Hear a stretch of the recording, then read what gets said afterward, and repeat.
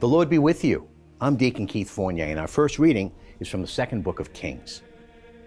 So he went down and immersed himself 7 times in the Jordan, as Elisha had told him to do. And his flesh became clean once more, like the flesh of a little child. Returning to Elisha with his whole escort, he went in and, presenting himself, said, "Now I know that there is no God anywhere on earth except in Israel.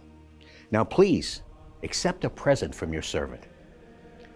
But Elisha replied, "As Yahweh lives whom I serve, I will accept nothing." Naaman pressed him to accept, but he refused.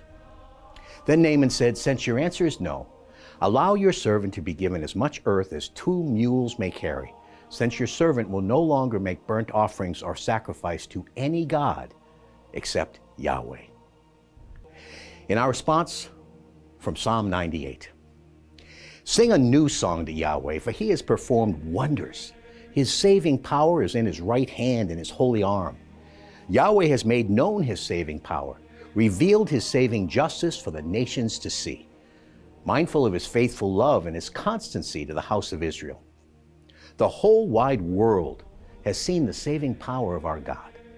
Acclaim Yahweh, all the earth, burst into shouts of joy. And our second reading is from the second letter of the Apostle Paul to Timothy. Remember the gospel that I carry, Jesus Christ risen from the dead, sprung from the race of David. It is on account of this that I have to put up with suffering, even to being chained like a criminal. But God's message cannot be chained up, so I persevere for the sake of those who are chosen, so that they too may obtain the salvation that is in Christ Jesus with eternal glory. Here is a saying that you can rely on. If we have died with him, then we shall live with him.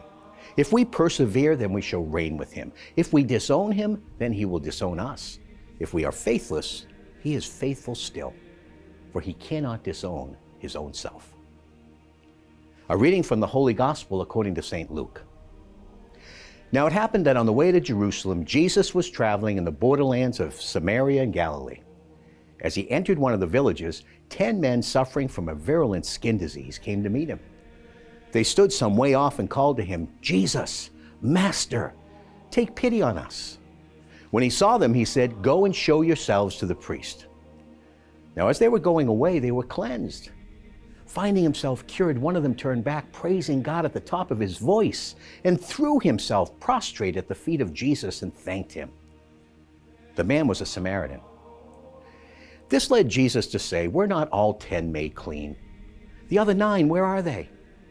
It seems that no one has come back to give praise to God except this foreigner." And he said to the man, "Stand up and go on your way. Your faith has saved you."